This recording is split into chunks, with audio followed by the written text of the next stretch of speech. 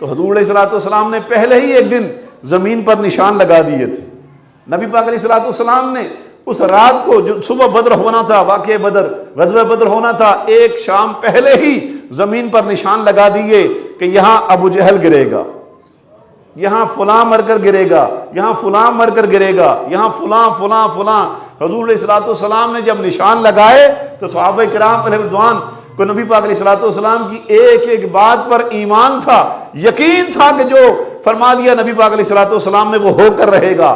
صبح بدر کا معرکہ ہوا اور پھر جب انہیں دیکھنے کی تمنا تھی کہ جہاں جہاں رسول اللہ نے فرمایا ہے وہاں وہاں وہ کافر گرے، اور ہم خوش ہوں کہ ہمارے آقا نے جو فرمایا وہ سچ ثابت ہوا ہے.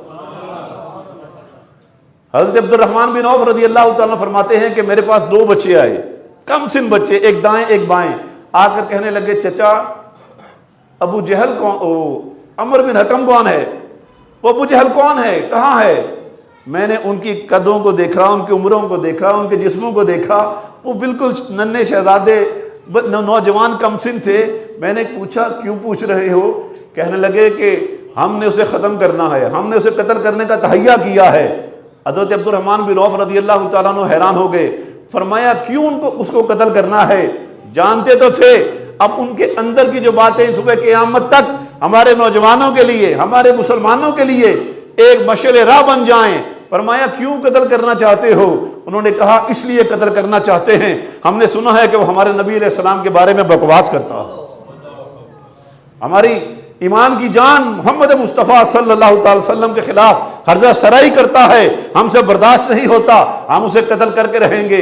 حضرت عبد الرحمن بن عوف رضی اللہ تعالیٰ نے فرمایا وہ جو سامنے لوہے کا لباس پہنے ہوئے، اس نے دوہری زرہ پہنی ہوئی تھی، وہ جو سامنے لوہے کا لباس پہنے ہوئے کھڑا ہے، گھوڑا بھی بڑا اس کا شاہانہ، اور اس کے ارد گرد بڑا محافظ دستہ، جنگجوؤں کا دستہ تھا اس کے ارد گرد. فرمایا وہ جو درمیان میں ہے نا وہ ابو جہل ہے. حضرت عبد الرحمن بن عوف رضی اللہ تعالیٰ فرماتے ہیں کہ میں نے ایسے اشارہ کیا کہ وہ جو ابو جہل ہے، میں نے اشارہ کیا، ابھی میری انگلی واپس نہیں آئی تھی، وہ دونوں شاہین پرواز کر چکے تھے.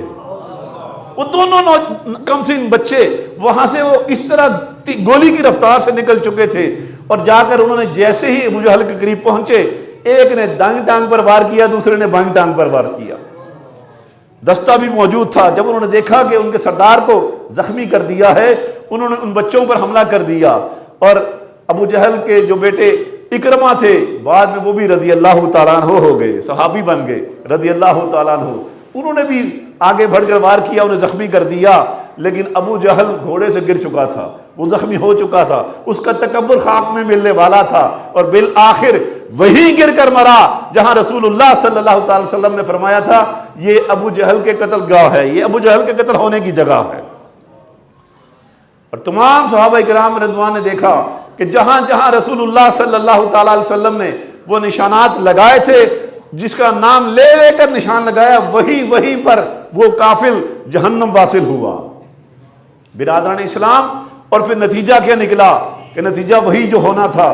فرمایا جو اللہ اور اس کے رسول کی اطاعت کرے اللہ تعالیٰ انہیں عزت عطا فرما دیتا ہے. پھر صحابہ کرام علیہ رضوان کو عزتیں ملی، وہ فتح ملی، اور انہوں نے مکہ کے سرداروں کی جو ایک کثیر تعداد تھی ان کو جہنم واصل کر دیا.